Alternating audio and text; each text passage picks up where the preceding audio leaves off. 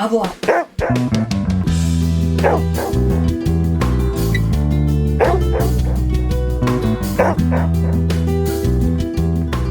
All right, welcome back to another episode of FitPet Boston Talks. My name is Leah Lodato, and I am the host of the show. Thank you so much for tuning in. I recognize that your attention can go in a million different directions these days, especially with all the stuff that is on the internet. So the fact that you have chosen to spend the next few minutes with me and with Jackson means the world to me. And if you would be so kind, if you're enjoying what you're listening to, please like and subscribe to the podcast on whatever platform you're listening on.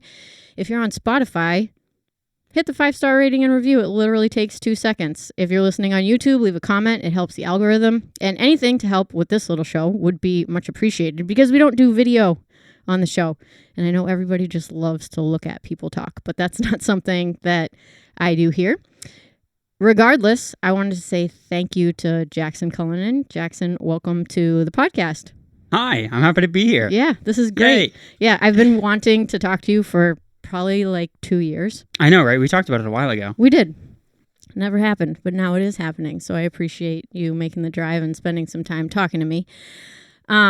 First of all, I'm a little bit up in the air about how we should start our conversation today. So normally we do an origin story, like how did you get involved training dogs? Who are your dogs at home? However, there's been a little bit of controversy online surrounding one of the dogs that you recently trained. And I think that it would be almost kind of cool to start out talking about that particular story and then just go through. Just a little controversy. Yeah, just a tiny little bit of controversy. So I thought it would be cool to just kind of jump right into the fire, talk about that, and then backtrack a little bit and talk about your dogs, your training business, and answer a couple of questions from our listeners, which we got a couple of really good questions. Does that sound cool with you? Works for me. Okay, so I'll set the stage a little bit and you can just say yay or nay, and then you can tell us the story of what happened and how you dealt with it, so to speak. But to my understanding, you had a board and trained dog named Beans, and Beans came to you from out of state and was struggling with some pretty serious aggression issues, which you can talk about in a second.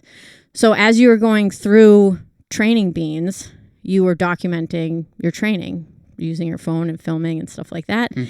And you started to post training videos, which I very much appreciate watching training videos online. It's a good pastime of mine. Like as a dog trainer, I get a lot of value watching other people train.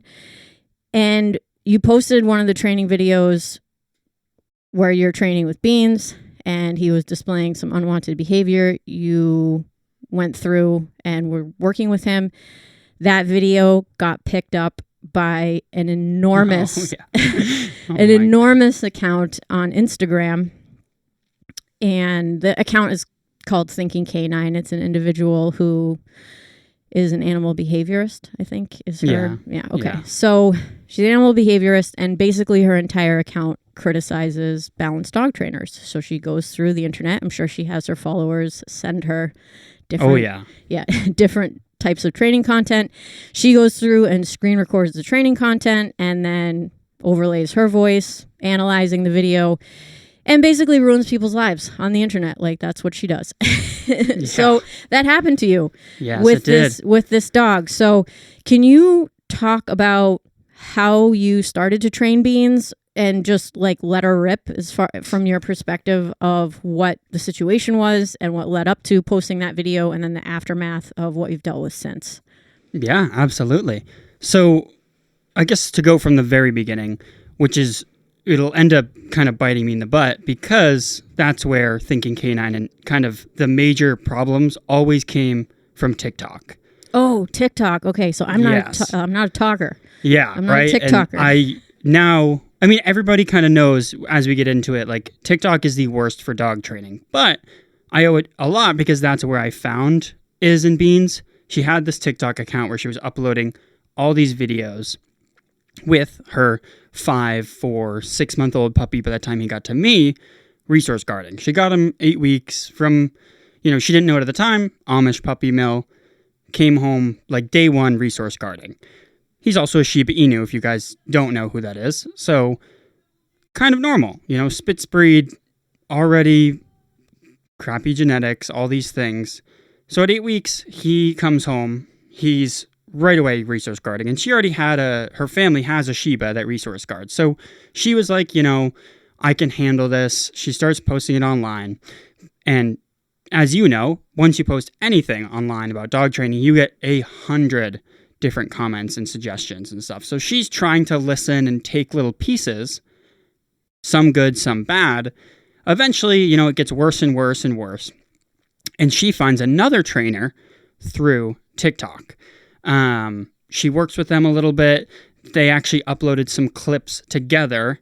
And then one of the points I had commented, because it was getting so bad that everybody was commenting behavioral euthanasia, BE. This dog can't be saved. It has to be euthanized. And she was working with the trainer at the time.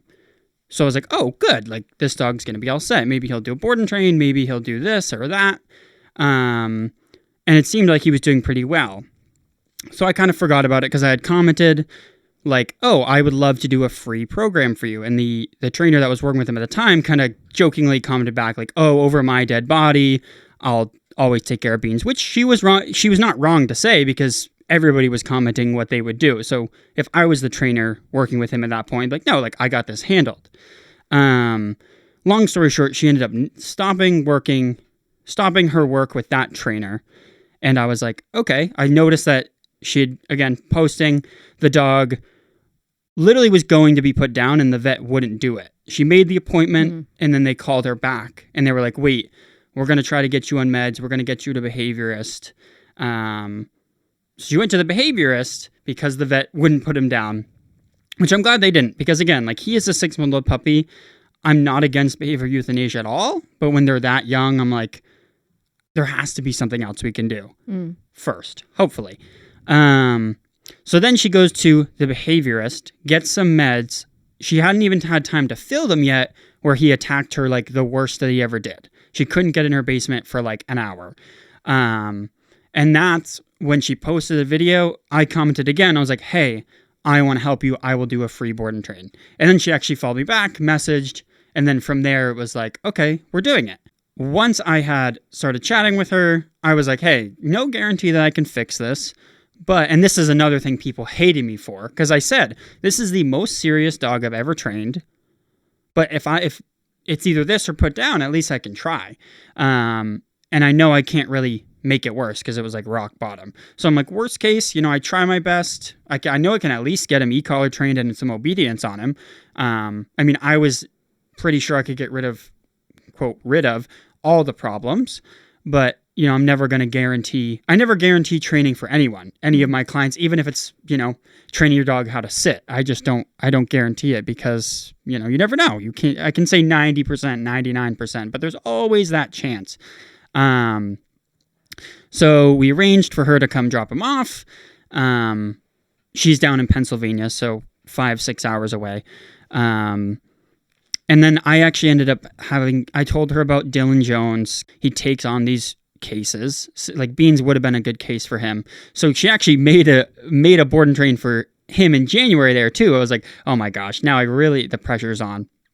Because, I don't want to have to send him through my program and then, oh gosh, I made him worse and now he's all over this. But long story short, we get to September and she drives up and Beans is here and I'm like, okay.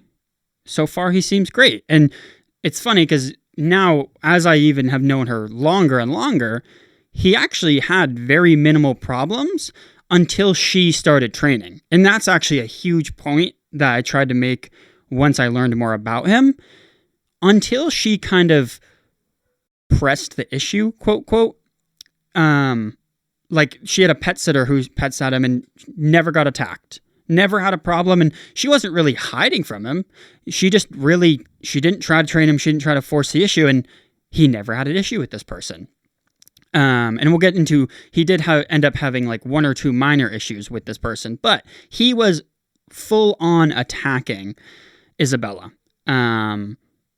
And I think that goes a lot into, again, people like, especially with resource guarding, they're like, don't push the issue, don't make resources an issue. And if you've seen any of the training, a lot of it was done with like a slip lead, trying to reward him with the bowl and feed him around the bowl, and he had a slow feeder, so he's already frustrated. So he had a lot of negative, they had like so much negative connotation with each other, which again, that will go back to once he goes home. Again, people were like, fallout, just wait for the fallout, wait for all this. And I'm like, the training and the punishment and the corrections, which is what really blew up, which was unfortunate because it was just that one clip.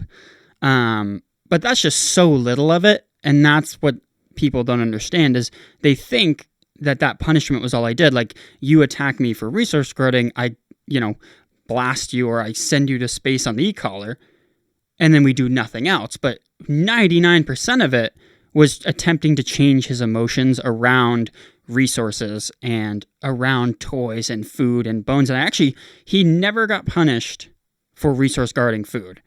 And it just went away because I would just put the bowl in there, leave him alone. Put the bowl in there, leave him alone. And then he also just kind of like, now he's kind of gotten like a little chunky. So like, long story short, it's been a few months now, and he actually now doesn't even really care to eat like a frantic maniac, which is nice because it's just like you saw his mental state kind of go from frenzied to a little bit calmer in there. But jumping way back to, I think we were like 2 weeks in at that point, and he had started, like, I had given him some bones and stuff. And again, like he was weird. Like, if you gave him stuff and like he knew that you weren't any quote threat or like, you didn't mean any harm in his brain, you weren't going to take it, you weren't going to mess with him, just like his dog sitter, he didn't even care. But when he thought of it, like his mom couldn't even set up a tripod because he knew that it meant training. So he would just start going at her. And again, I just think it's important to note that it's nothing, I'm not even going to say it's anything to do with the other trainer, but again, on social media, that trainer ended up kind of blaming Isabel for not following what she said.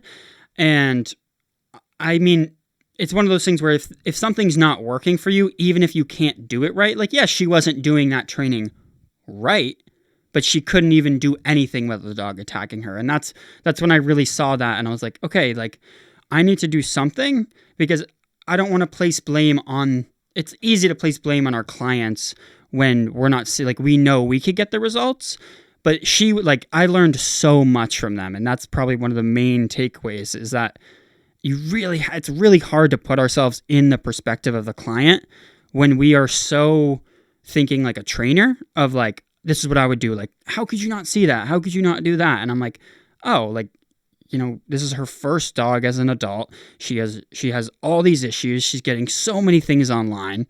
Like, that's one reason why I hated the TikTok, because like, get off the TikTok. So many people are just putting in random their 2 cents, which is cool. That's part of the cool part of social media. But again, when we get into this punishment, one thing that, if you've seen the clip, this was after we had kind of worked with Bones and played with Bones, and I could hang out with him any place but this one specific couch with these Bones.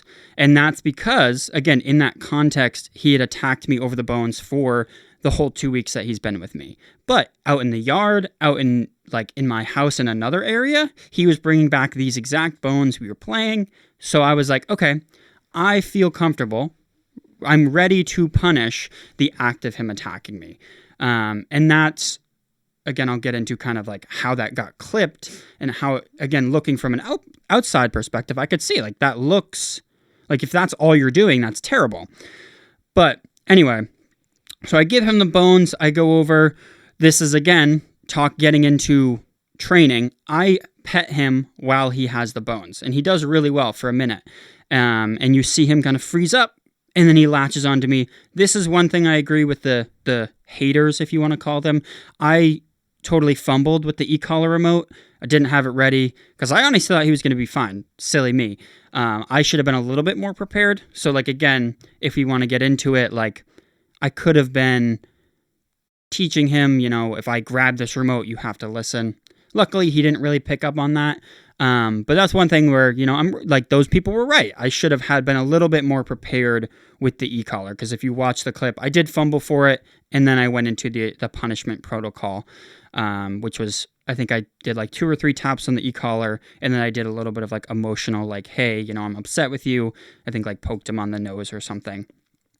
Again, that clip got posted to TikTok, and then basically Thinking Canine and every other page, Canine Optima, all these people took it by like a 4-second clip of just me using the e-collar, and Beans let out like a little yip.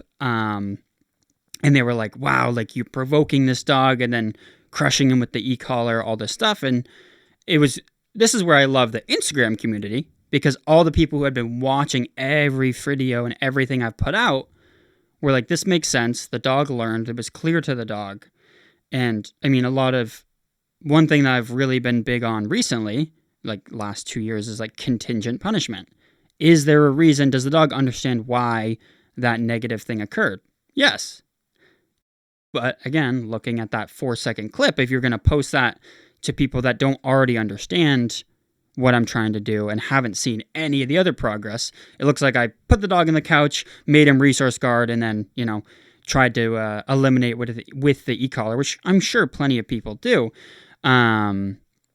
So after that, and if you don't know, Thinking Canine has like, I don't know, 300,000 followers. Too many. Yeah, too many. And I remember waking up to like, oh my gosh, just so many comments, so many tags. People were sending me the video like, did you see this? I'm like, oh my gosh, I'm actually cooked. It was a disaster. I'm laughing because it's over. Yeah, right? Oh my. But at the time, I remember Melissa sent me the video, and I think I actually had Thinking Canine blocked on my Instagram page because I just don't want to have nothing to do with that. And I didn't want to step in anything. Right. But when the whole thing happened, my heart just sank because I know you. Mm-hmm. I know that you are, number one, a good kid. I call you a kid because you're significantly younger than I am and have way more figured out in the dog world than I did earlier on. But my heart sank because there are people on the other side of all this criticism. We get so used to reading a comment or watching a video where somebody's criticizing somebody else. And there's a person behind that. You have a life. You have 3 dogs. You have a business. You are interested in learning more about dog training, and that's why you took on this case in the first place. Yep. It was a learning opportunity for you, and you were open about that from the very beginning. Mm-hmm. And the training that I had seen preceding this, you know, blowout, we'll call it, was very good. It hurt to see like somebody that was my friend post something genuine, explain what it is that you were doing, and for all of these people who have gigantic internet presences and accounts use that as a way to elevate their popularity. That's all it comes down to. Yep. It has nothing to do with ethics at all. Like, you weren't abusing this dog. You weren't putting him in a situation where there was non-contingent punishment. He wasn't over threshold. He was in a situation that he had been in a billion times before, right? Yeah. The dog knew exactly what he was doing, and it was fair. And they use that as an opportunity to try to ruin somebody's life. Mm-hmm. And from my perspective, that's just not something that I have any interest in doing to another person for a greater cause. Like, there are things that are very personal to me that I care deeply about. If I see somebody violating that moral compass that I have, I keep scrolling, right? Yeah. Because at the end of the day, I have to keep my side of the street clean. That's really important to me. But there are individuals out there that are that vindictive that they're completely fine with ruining somebody's life because of their ethical code, which is very flimsy to begin with, because these are the accounts that recommend behavioral euthanasia for dogs that might not need to be euthanized. That they've never met. That they've seen a 10-second video of a dog grabbing onto a toy and not outing, and they recommend behavioral euthanasia for such a dog. And it's like, your brain explodes when you're a dog trainer, Yeah. especially one that plays with dogs and understands, possession games at like the most minimal level. That for us, like as the balanced dog training community who tries, we're, and quite frankly, the ones that are able to even address these issues. Yep, exactly. To begin with. And to your point earlier, the dog's going to get put down. So why don't I just try? Exactly. Yeah. That's an important point because nobody else is willing to try. And the people that are willing to try are blaming the owner for not doing the protocols correctly or whatever their issue is. Yeah. In the aftermath of posted this video, how much longer did you have Beans with you for the board and train program? What was your program like? Like, okay, so all this blows up in the internet, which is just in the airwaves. And then you have to look at this dog and say, okay, we got to keep going. We got to keep making progress. I need to keep filming so that I can send it to your owner and make a program so that he's ready to go when I think he's ready to go, and then can maintain this change behavior inside the house. Like, what happened after everything blew up like that?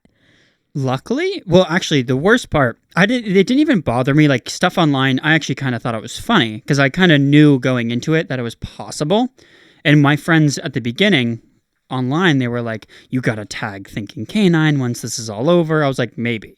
Ended up, that was 2 weeks into the program. The only reason it bothered me, because it was the day after we had to put down my childhood dog. And I was like, no, this is actually the worst week.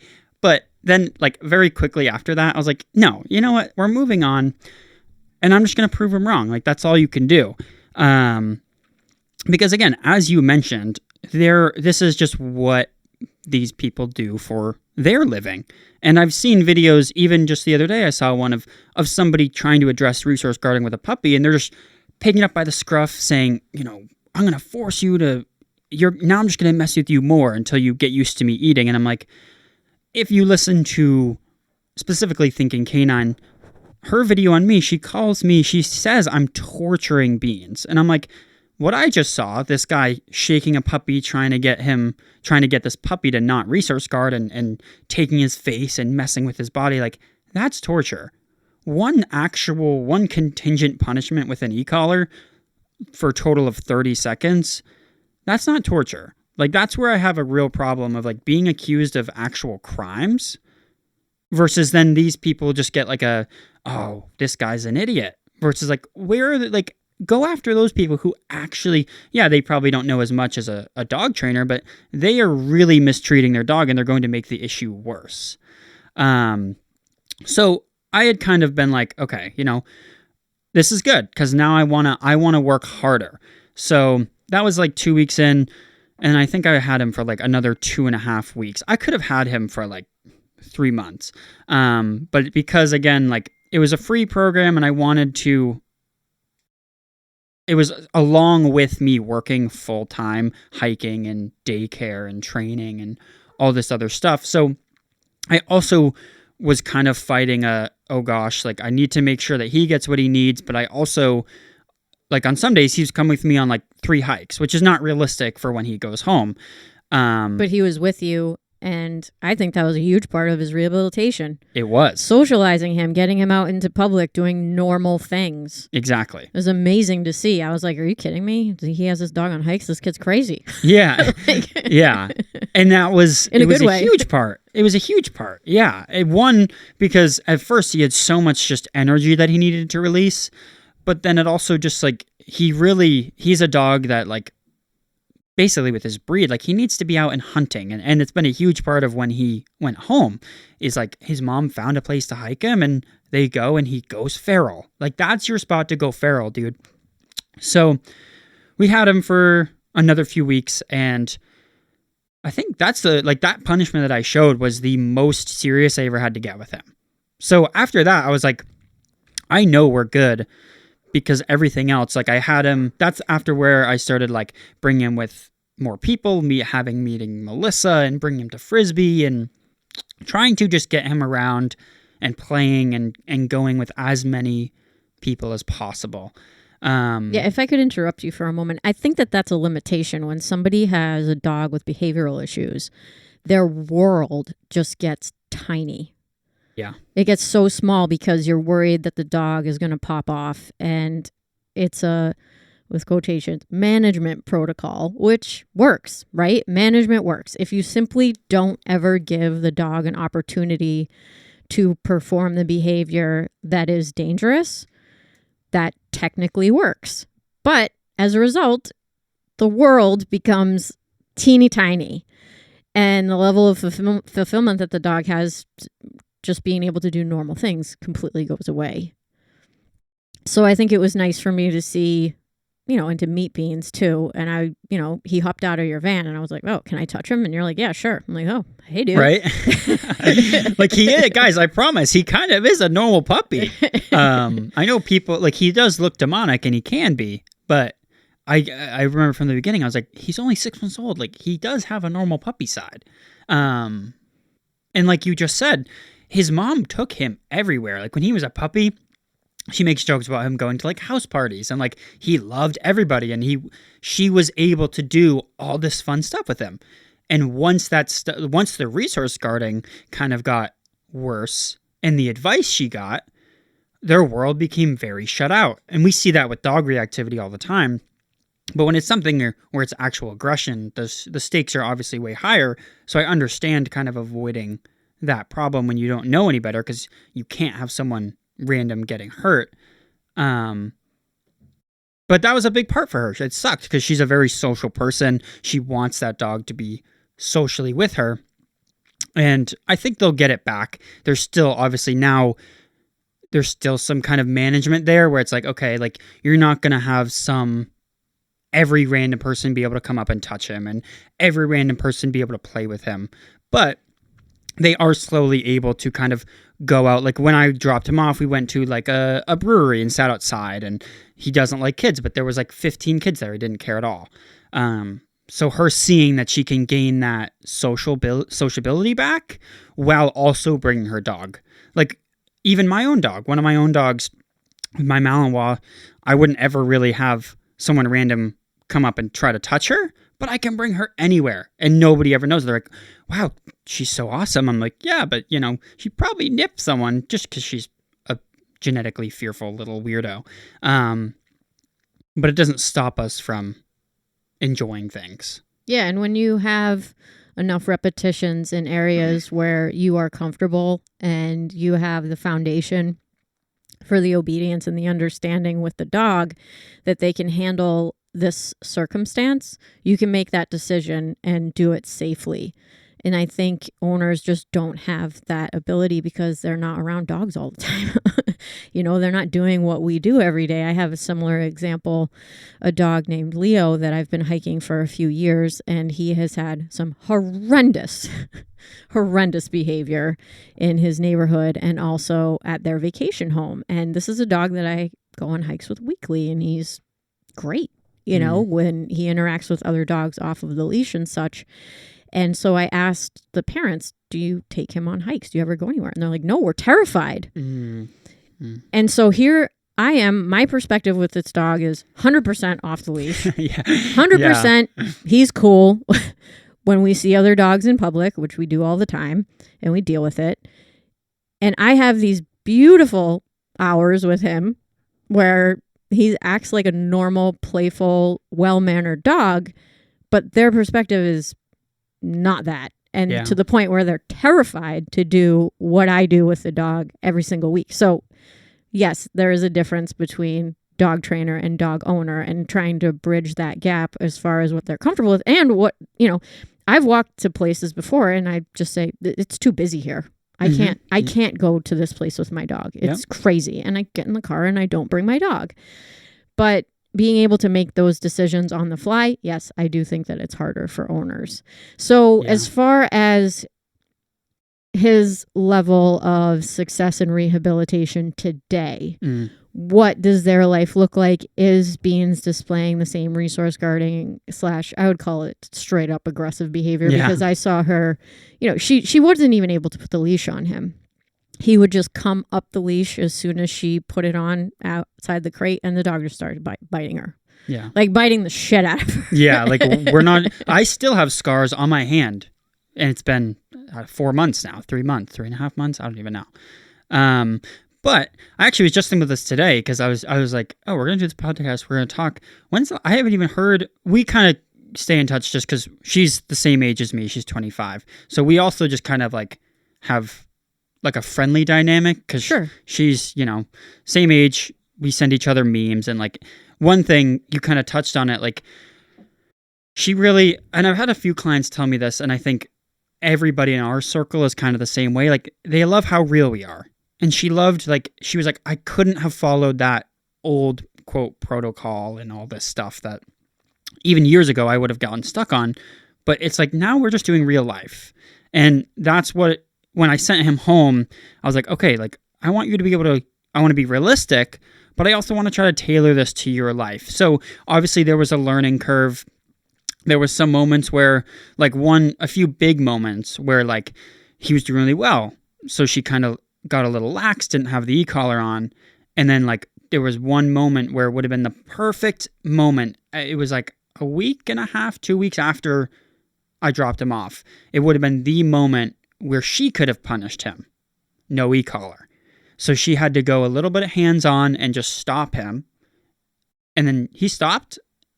But then that was a moment where I was able to be like, hey, like she already learned. I didn't need to be like, you did something wrong. You did this. I was able to be like, this is why we have the e-collar. And we go back to being a little bit more, not even management, but just have that on.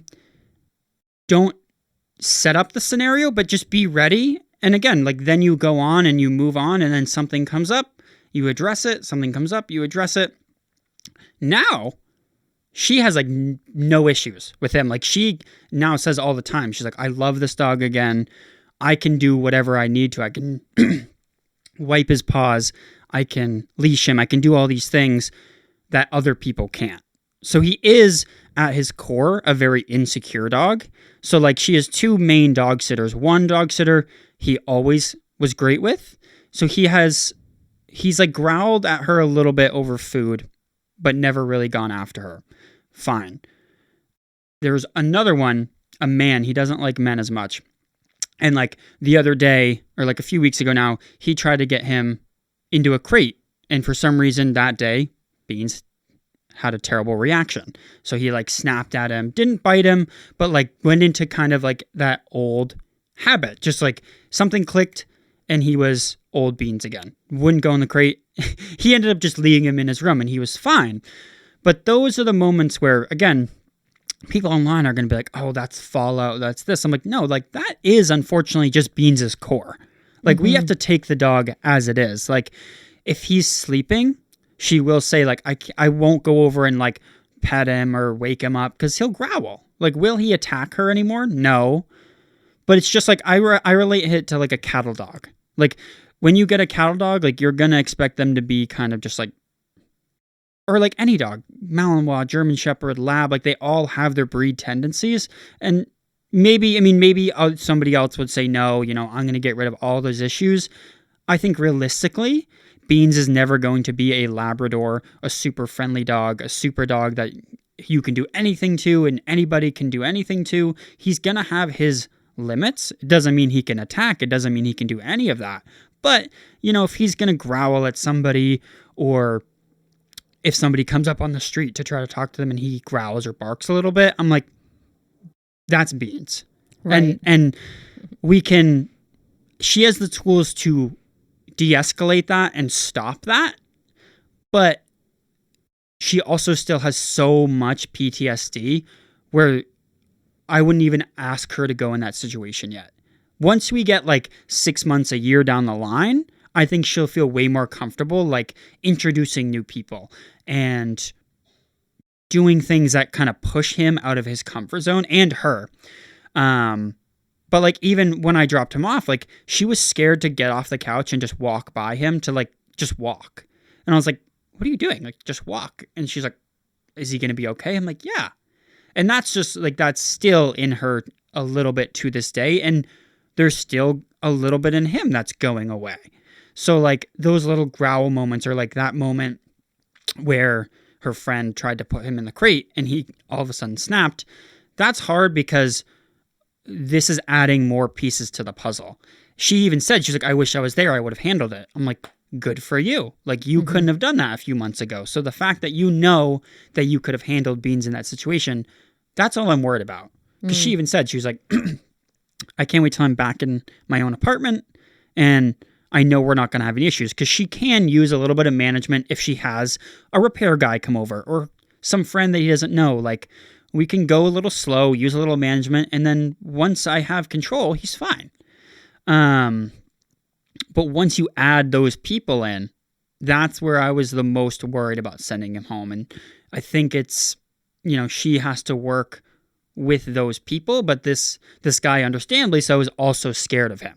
And once you hesitate, once he knows he can punk you, he punks you. So I'm hoping as he just gets more compliant, like she had another problem similar. She was going to a vet who wouldn't do anything on him, blood draw, anything, clip his nails. They wouldn't even touch him because he would start to growl. So she never really got any answers. Then she got a new vet who people are going to call it flooding, but at the end of the day, the dog has to get shots. He has to get a blood draw. And then they did his nails too. And he ended up being like, he did like a little Sheba scream, but then they were like, he was fine. And I'm like, that's what I was waiting for. And I think is now at that point where she knows she can handle him. And it's not about like being forceful, because she can't really, even though he's a small dog, she can't really overpower him. It's just about they are reframing their relationship.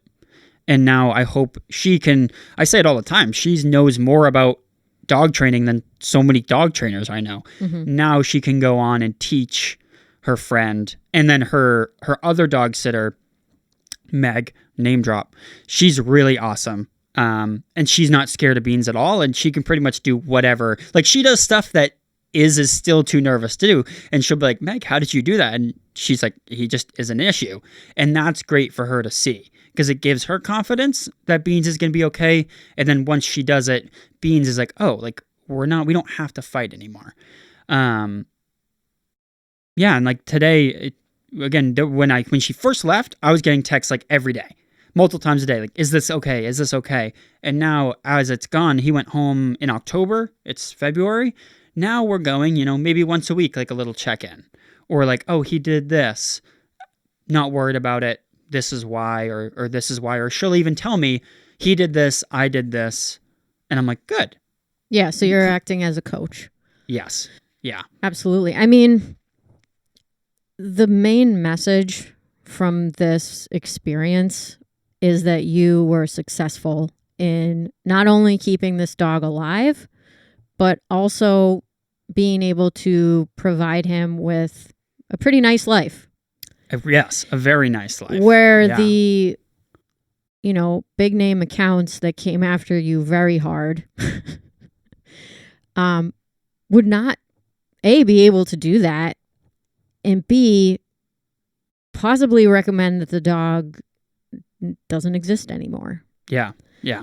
Which to me is super sad, because we have this option available, provide a consequence for that behavior so that the behavior goes away, open up a window where we can reinforce the behaviors that we are looking for, be able to do that successfully, hand the dog back to the owner, the dog gets to live. And for some reason, that option is completely off the table for a large segment of the dog training community. Yeah, yeah. And not only is that option off the table for these individuals, when they see balanced dog trainers doing it and posting it, they use their platform to try to completely ruin the lives of the individuals who are just, in my opinion, doing their job. Yeah. And quite frankly, I mean, more power to you, man, because I would never post stuff like that online, right? Yeah, right. I'm not sure if I will again. I would never take a case like that. Sight unseen, social media only, but you're in a different generation. And I'm very sensitive to that, Yeah. Like, on one hand, I'm like, oh, this Jackson, what the hell is he doing? He's so crazy. What's the matter with him? Doesn't he know? I also blah, blah, thought blah. that. Yeah. But I also realize that we're not we don't exist in the same world. Mm-hmm. You know, when I was 25 years old, social media wasn't a thing. Mm-hmm. YouTube was like just starting to become popular. We didn't have these apps on our phones where we have all this information available to us. I mean, it was a completely different world.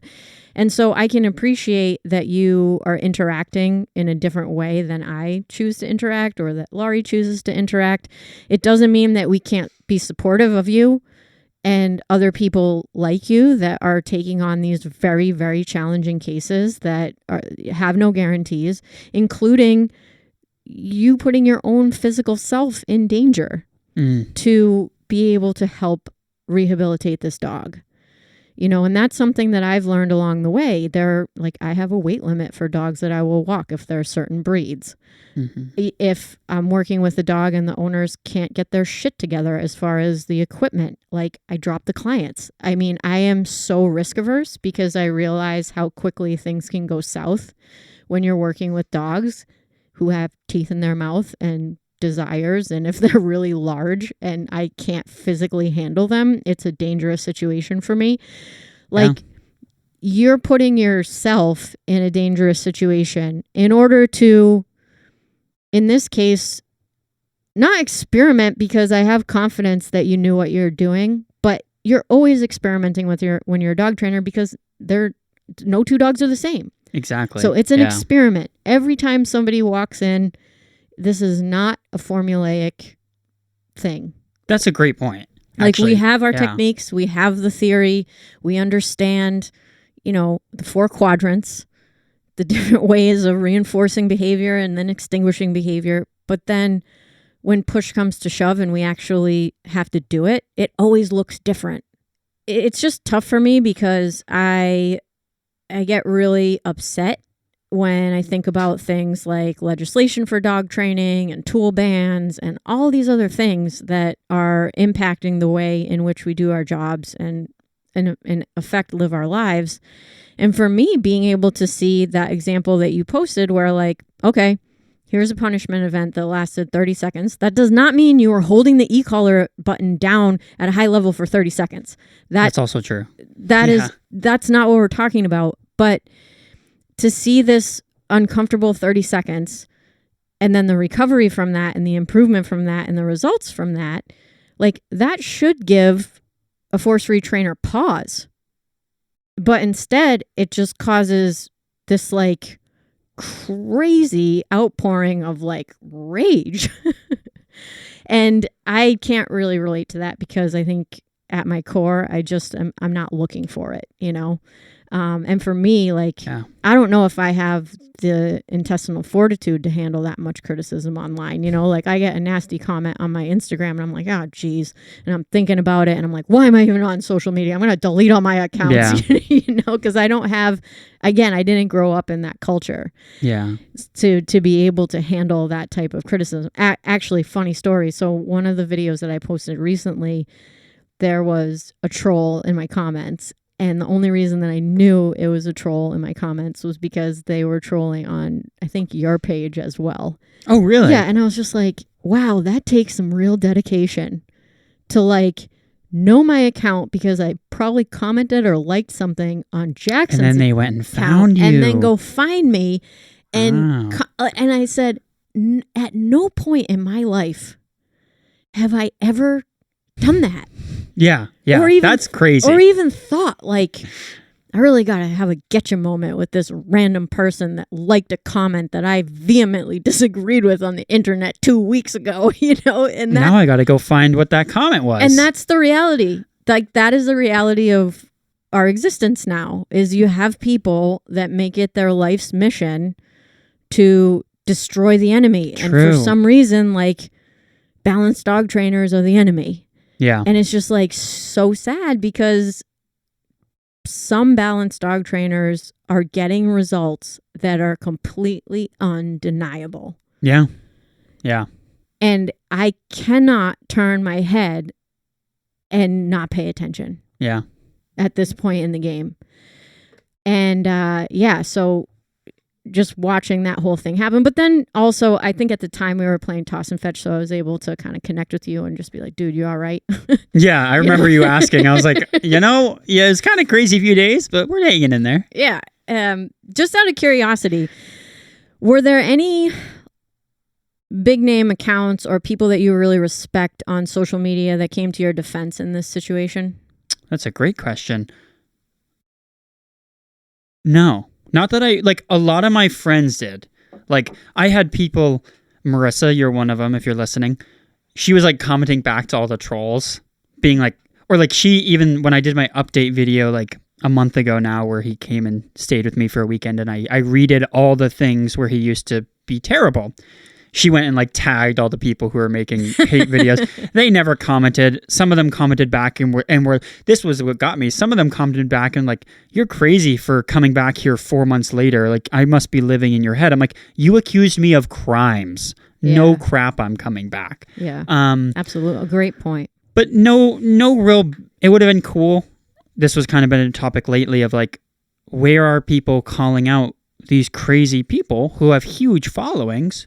Literally, like, I wasn't really worried about this, but some people were like, your business could be ruined from this. And I'm like, it won't be, because I will show everything and I'll always do the best for the dogs. And I think you can see that if you actually know me.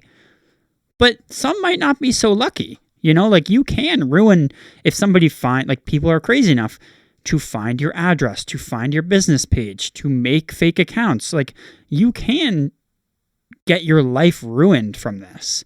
Yeah, I was really happy to see the recovery from all of that, Jackson. More power to you. Like I said, training videos are not something that I'm in the habit of posting online, but I do have a lot of respect for people who do.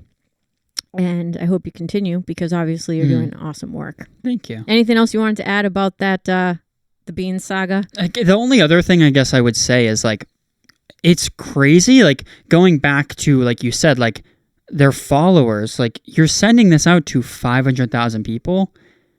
The owner, Isabella, got like multiple death threats. Like, her family was scared. Like, I got death threats, but like, again, I'm not worried about me, but the fact that people are going after this owner for doing, like, if you've watched her TikTok, she has done everything for this dog that people are just saying to put down.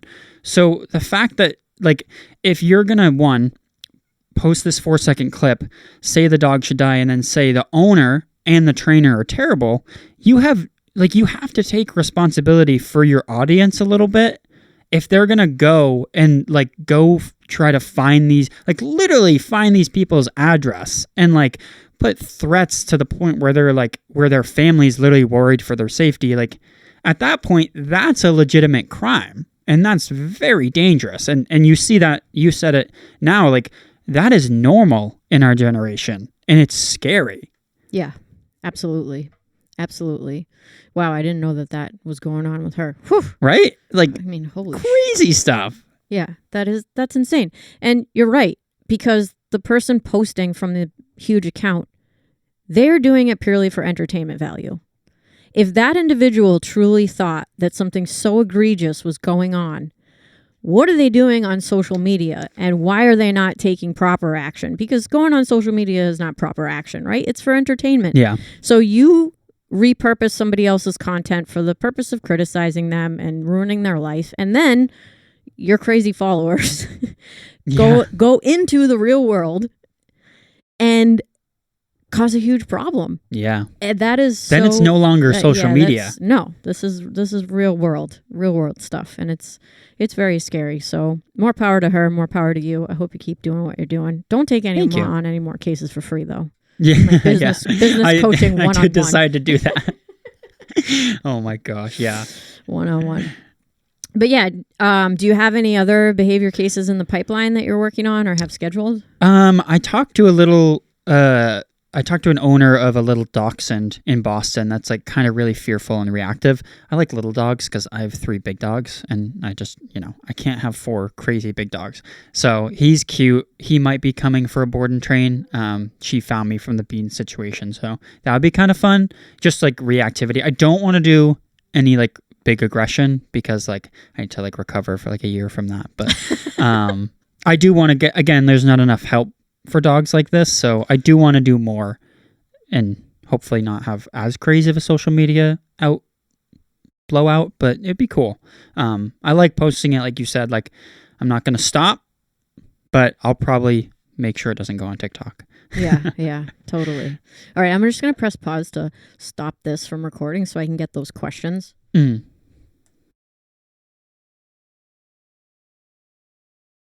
Okay, thank you for your patience. All right, so changing gears a little bit here, we get to talk about the fun stuff, which is Jackson and his dogs. So first question that I think would be cool to answer is, what does fulfillment look like for your dogs on a weekly basis given their high drive breeds? So this one came in and I thought it was super interesting because you have 3 female. Are they all unaltered? Fanta's spayed. The other 2 aren't. So 2 unaltered females with the 3rd. High drive dogs, herding dogs. You're a very young guy. You handle these dogs so beautifully. I've had the opportunity to spend a lot of time around you and your dogs. That in and of itself is a huge accomplishment. It should cause anybody that spends time with you to scratch their head and be like, what is this kid doing right? Because I don't know anybody. I don't know anybody besides a breeder who cohabitates with dogs. And you have them out constantly. So to get back to the question here, just because I tend to drone on and then we lost it. What does fulfillment look like for your dogs on a weekly basis given their high drive breeds? That's a great question. And it's funny because I actually was just going to make a story post kind of separately about how my dogs can go days with doing nothing. And yeah, they get like a little bit antsy and a little bit annoying. But like in the winter, if I have a long day of hiking and I get home and I'm like exhausted, they just hang out in my room and they like chew on a bone. They might like play with each other and get a little annoying. But to me, they're almost normal dogs. Now, I'll get into the more fulfillment and then I'll probably circle back to that. But fulfillment-wise, they love, like, hiking is number 1. That's just my favorite thing to do, and I think it's the best for them. Like, they need to chase, they need to bite. We love to play tug. But at the same time, just getting out for a good hike and letting them run and get all their gas out and then get to sniff and swim and be dogs, like, that pretty much takes care of everything. And you can tell, like, and I do the same thing for my client dogs, just to a lesser extent, of getting out and running in the woods. I always call it therapy because it's therapeutic for me. Because if I've had like a stressful day, and then if my dogs are also kind of like annoying me and we go out on a walk, like, we all feel better. And same thing with play. Like, if we go out and play, it's very therapeutic, but it's not quite the same. It's kind of like, what am I up for in that moment? Am I up to kind of get beat up? Then I'm going to go out and I'm going to play tug and really like rip around the tug and we're going to play really rough and really energetic and the dogs are really hype versus like, I kind of want to go relax and like, I want to be calm. I want my dogs to have a calmer vibe. We're going to go for a hike. They're going to come back. They're going to be exhausted. And then Frisbee was a good one because like, I kind of got out of like the bite sports kind of stuff and I like they need to do something. They are high drive dogs and the toss and fetch they love. I love the social element because like you said, like, I'm young, but I don't go out to like clubs and bars. Like, I come home and I like do the same thing that I just did all day, which was like walk dogs and play with dogs, which is probably similar to what you and Lori do. Yes. We probably just go to bed earlier than you because we're older. Yeah, right. But that's awesome. So I concur wholeheartedly. I think if there was one thing that I could do with my dogs the rest of their life, it would be hike. Yeah. And that's, I do obedience. Obviously, we do Frisbee. I just absolutely love being in nature with them. They love it. It's the best exercise for them. They're off the leash. They can explore the universe, have a good time. Obviously, Raven likes the water. She likes to swim. She won't go in the water unless something is thrown in there, so I have to get interesting. Creative. Yeah, she's a funny little dog, so it took her quite a while to get up the confidence to get into the water. She's like you described Fanta being a little nervous.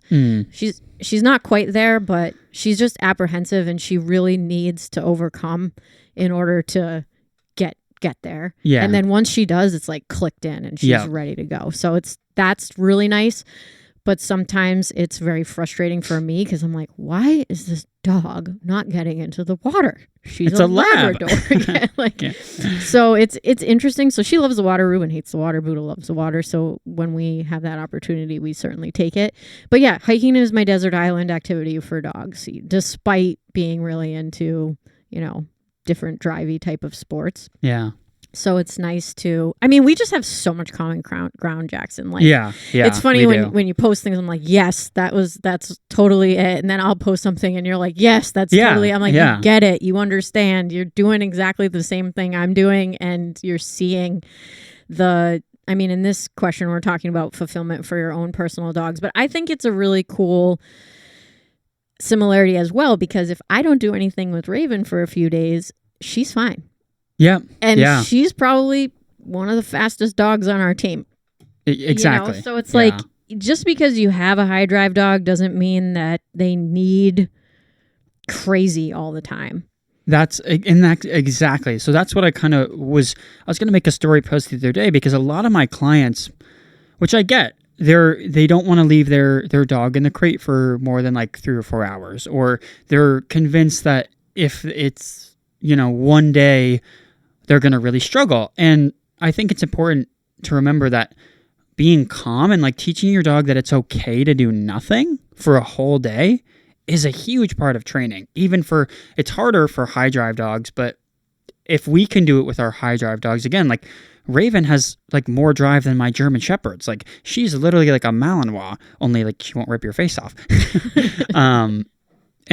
But then she goes with you everywhere, and like people are like, wow, like, like she's just awesome. It's because she's not like, she doesn't need that constant feed. Like, I need energy. I need to be doing this. I need to be doing that. It's like, no, like teach them. They are, to us, I think they're normal dogs. People see them and they're like, they're crazy. But then they don't see the fact that like my dogs will go home and be more chill than some of the like lazy labs that I have. And it's like, because they know if they bother you, you'll kind of feed into it. So I set up, kind of back to the fulfillment question, I set up a set fulfillment time hike. And then when we come home, it's like, hey guys, like now I need you guys to chill so I can be fulfilled and like go, doom scroll TikTok for a little bit. But I know you've had what you need. So now I can expect you guys to like chill out a little bit. Sure. Yeah. Sure. That's great. How old are the girls? Fern is about to be 6. Fanta is 4. And Fig is about to be 3. So they're all kind of similar age. Wow. Young. Yeah. Young dogs. Yeah. Young dogs. So we did get a toss and fetch question. And I don't have my phone because I started filming again. So I'm going to paraphrase. But the gist of the question was, at what age do you start a puppy? And what age do you know when a puppy is going to be ready to come to toss and fetch? Yeah. Which I think is a great question because we have a lot of puppies in the fold. I don't know if you know this, but Liz is getting another puppy too. Is she? Yeah. Fun. So we have we have some young dogs. And you started your dogs in toss and fetch at an older age. Yeah. So for me, the most important thing about bringing a dog into that environment is whether or not your dog can catch the disc. And the really cool thing about toss and fetch and up dog as well, you can accumulate points by throwing rollers. That's not something that you ever had to do with your dogs, Jackson, because they were catching out of the air. I don't know where Fern came from. She's just incredible. This dog is incredible. I always forget about her. Yeah, she's incredible. But I think once a puppy is catching rollers successfully, so they're running out, catching the disc with their face, bringing the disc back, turning that over, you're ready to show up. And for some dogs, you don't have to play the whole round. If you are out there for a 90-second round and your dog's gassed after a minute or whatever, you can call it. And those are things that you should do with a puppy for safety, but also for reinforcing the right behaviors. And that's something that I did with Raven because I started with her when she was about 5 months old, which was really little, but she did not need to be taught how to catch the disc. She got it straight away. And then, when we would play a 90-second round at, I think she was 7 months when we started playing 90-second rounds. Once she got 5 catches, I stopped playing because I was worried about fatigue and hurting herself, and she literally runs out onto the field 1,000 miles an hour. And Yeah, she does. With rollers in particular, they're actually way more dangerous for her to catch than throws in the air, because she slams into the disc and then slams on the brakes, and it's just not the best scenario. But for a puppy, I think that developing ball drive is a good place to start. So just being able to play with them, get them retrieving, get them, trading off, being able to really build that up in the beginning is even more important than playing with an actual Frisbee, is just getting them used to the idea of retrieving. I don't know if you wanted to add anything to that, Jackson, because I know you work with a lot of dogs and puppies developing play and stuff like that, but anything specific to disc and a puppy? I think it was also, I forget if they were asking if they were looking for a specific type of dog. Like, what do you look for? Like, if you're trying to get a dog for disc, obviously you could go like Border Collie or something, but I think it's important to remember we have every single type of dog you could imagine at Frisbee, and they all are catching or doing some sort of, like, to the extent, like, if you have a dog and you want to get into toss and fetch, whether it's a puppy or an older dog, you can probably do it. Whether it is rollers, starting with rollers and eventually getting to throwing, or just rollers, you're gonna be able to do it, and you're gonna have fun, provided the dog has a little bit of toy drive. And again, like us as trainers, or even you as an owner, you can totally build it. Even if you have to use a little food, like you can teach a retrieve game, and then from there you're just like on a roll, like literally maybe. Yeah, like I think of, like, we have Blitz, we have Desmond, we have Margarita, Colton, and Ruben, the mixed breeds, the purebreds, the Border Collies. You have every single dog you could imagine, and some of them started at probably like 8 weeks, and some of them probably started like my girls, like 4 or 5. So I think it's just, you can, if you want to have fun with it, that's what I like about it, is there's not a lot of pressure. Like, you could take the time, go out on the field, like you said, for a few seconds, get one little throw, get a catch, and then stop. And then next week you'll have 2, and then you'll have 5, and then you'll have 15 or whatever. But it's enjoyable and it's low pressure. And I think that's what makes the dogs and the owners super successful.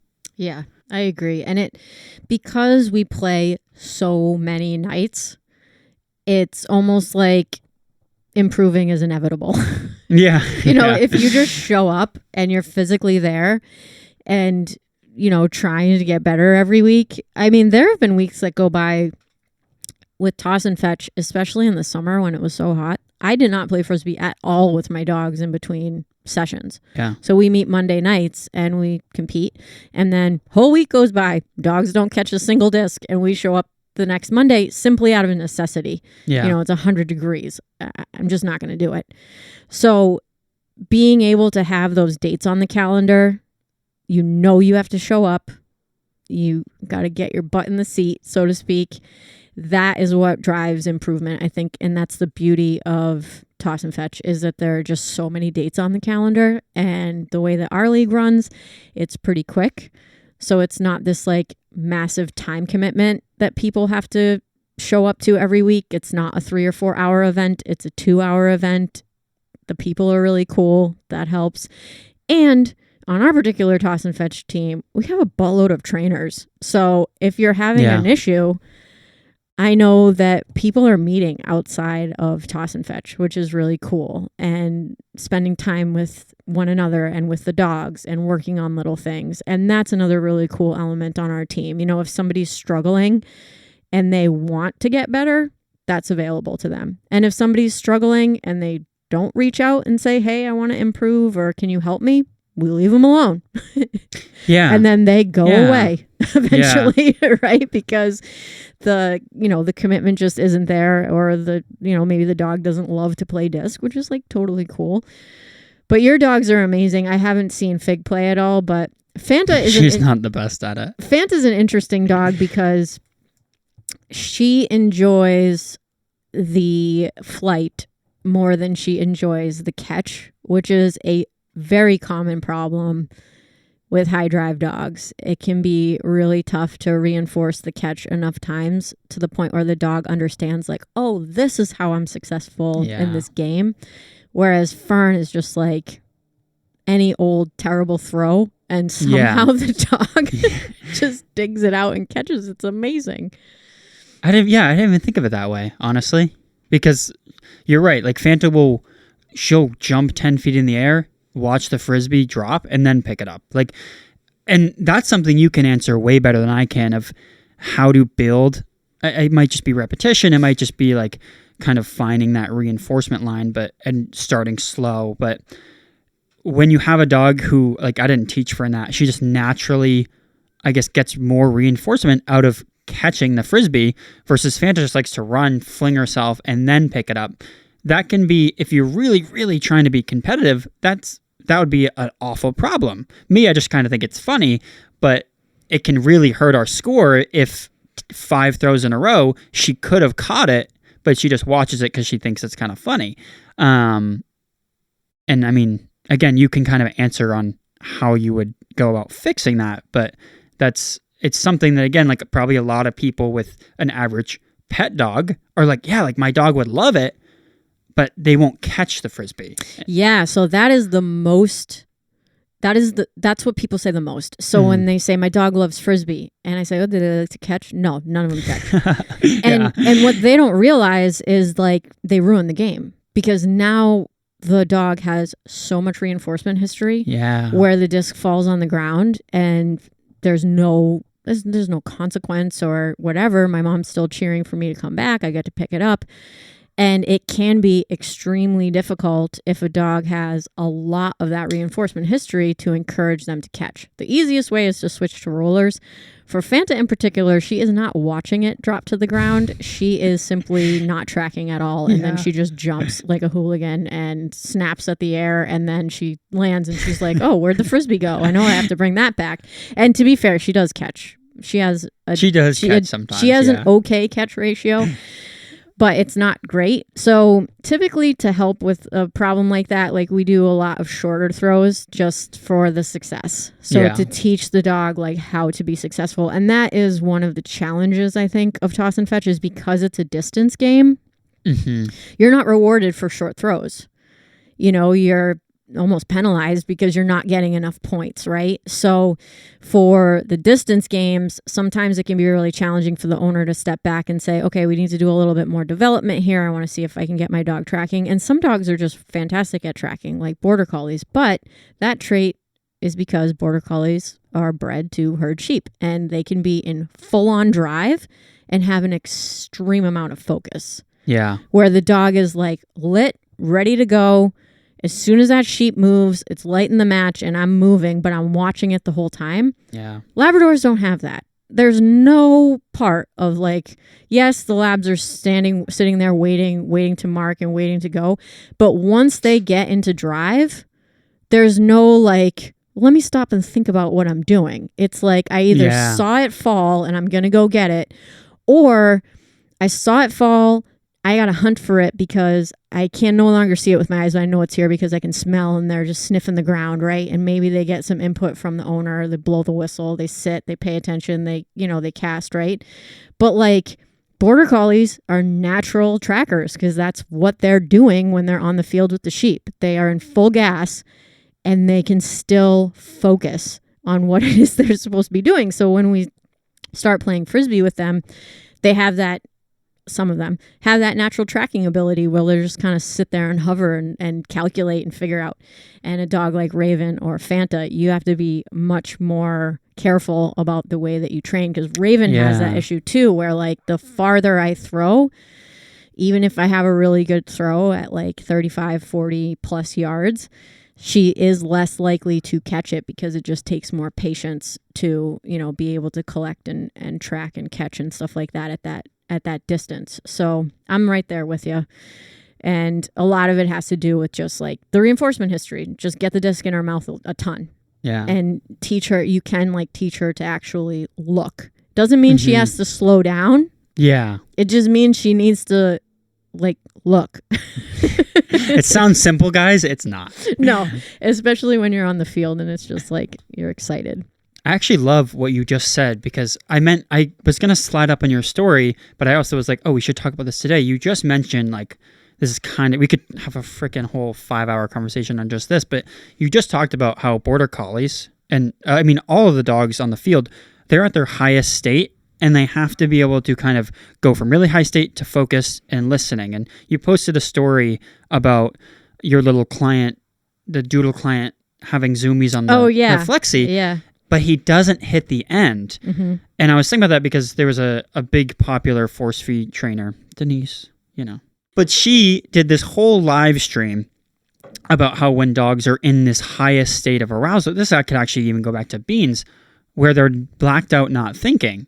And your story last night, but it made me think about it. I was like, but we see it all the time. Even because Denise Fenzi, if you don't know, huge force feed trainer, does agility and bite work with her dogs, which is cool. But in those sports, they have to be thinking when they're in their highest state of arousal. So, because she was arguing that you cannot punish a dog when they're in that state because they're totally blacked out.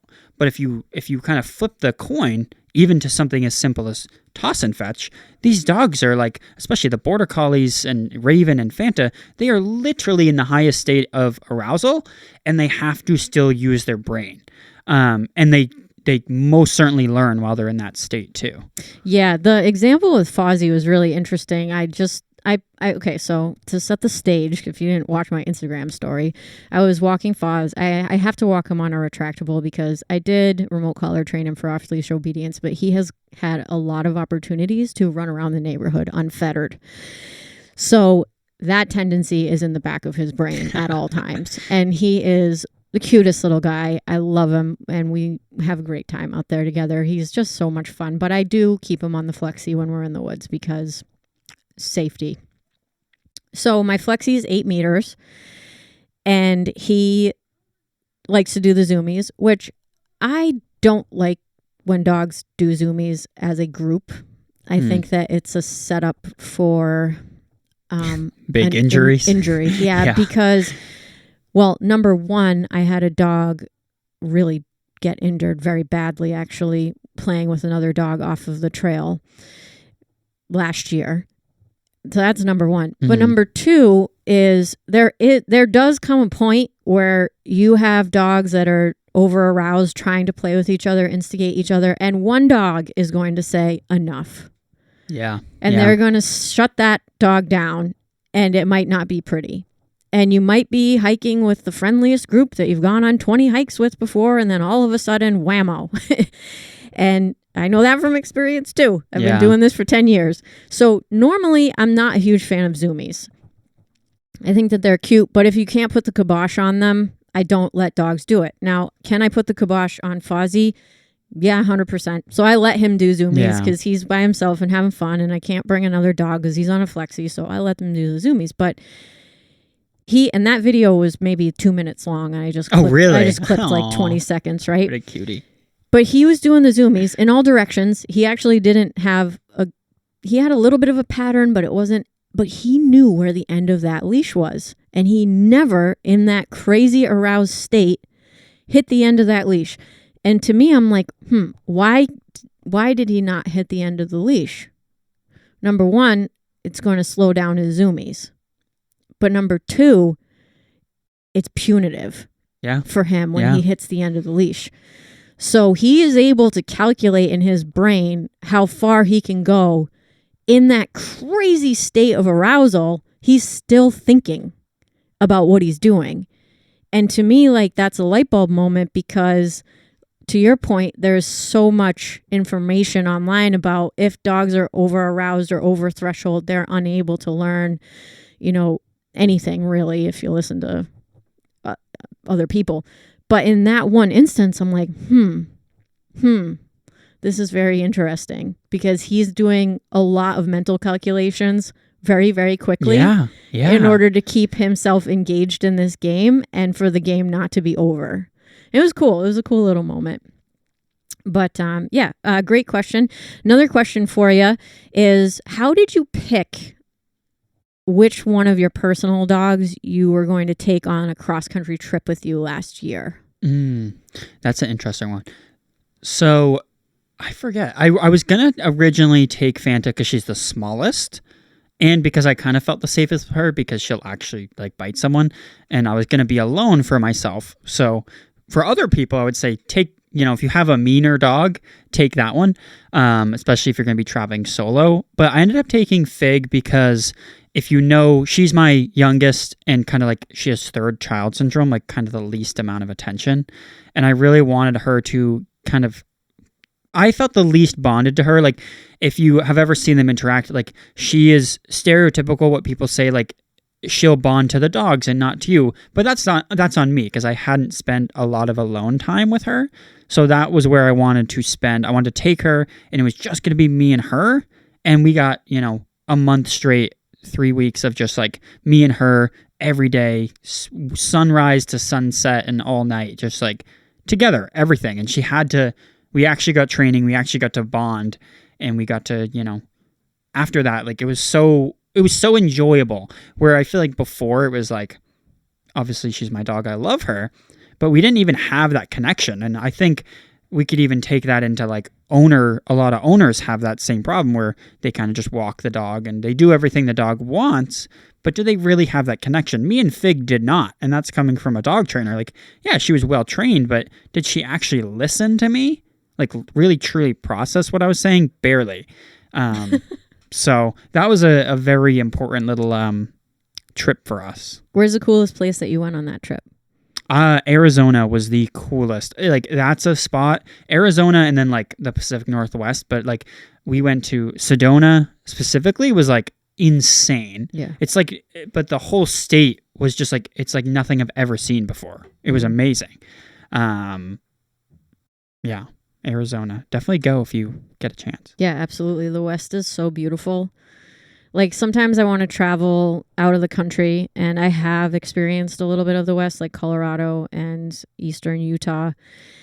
But I know that there's so much to see right here. Yeah. It's just so beautiful. And recently I've been watching a lot of like climbing and mountaineering type stuff. And so much of the like rock climbing content is filmed out in the West, and I just look at these videos. I'm like, oh my God, this is amazing. I can't even believe that it's here. I can drive there if I want to with no passport and speak the same language, and I have yet to do it. So yeah, definitely a bucket list thing. Maybe when we retire, we'll get an RV and do some driving. That would be fun. Yeah, bring all the dogs.